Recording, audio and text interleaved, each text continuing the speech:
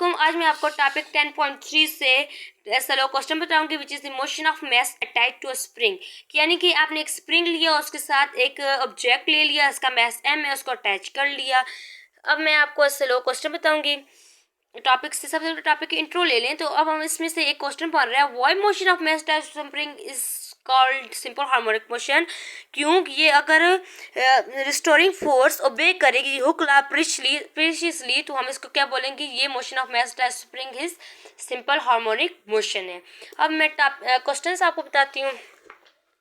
First है right another name of stiffness of spring, कि दूसरा नेम बताएं स्टिफनेस ऑफ स्प्रिंग का, तो विच इज रिजिडिटी। अब फुल आंसर क्या होगा, another name of stiffness of spring is rigidity.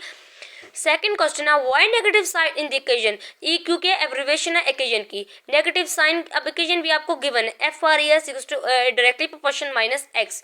क्यों? Because F and X have opposite direction. आप इसको फुल फॉर्म में कैसे लिख सकते हैं, negative sign equation because negative sign the equation FRES minus x have negative sign because f and x always have opposite direction। ये क्या ओबे कर रहे हैं, आइडियल स्प्रिंग है, ओबे क्या कर रहे हैं, हुकला। FRES इक्वल्स टू माइनस के एक्स शो के इन द इक्वेशन। अब के क्या है, राइट द शोइंगनेस ऑफ के इन द इक्वेशन, ये भी क्वेश्चन हो सकते हैं। तो ये स्टिफनेस के शो कर रहे हैं। हमने बोले ना stiffness of stiffness is related by letter के। स्टिफनेस स्प्रिंग, स्टिफनेस क्या होता है, रिजिडिटी होती है किसी भी स्प्रिंग की। अब मैं आपको टॉपिक से थोड़ा सा बता देती हूँ। असाइनमेंट में से भी आपका एक और क्वेश्चन बन रहा है, वो क्या है। अब इधर देखें तो हमने समय सिर्फ ये है कि हमें रिस्टोरिंग फोर्स फाइंड करनी है।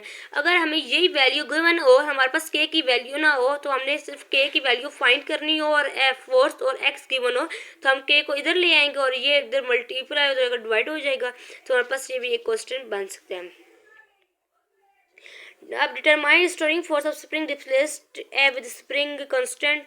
अब हमने ये दोनों वैल्यू, तो हमने FRES टू माइनस के एक्स ही लगेगा। हम एक्स भी फाइंड कर सकते हैं अगर हमारे पास के की और एफ की वैल्यू गिवन हो, क्योंकि ऐसे लो है तो हर चीज़ का सिर्फ कंसेप्ट क्लियर होना चाहिए, हर चीज़ आ सकती है। Okay and thanks, please like and subscribe my channel.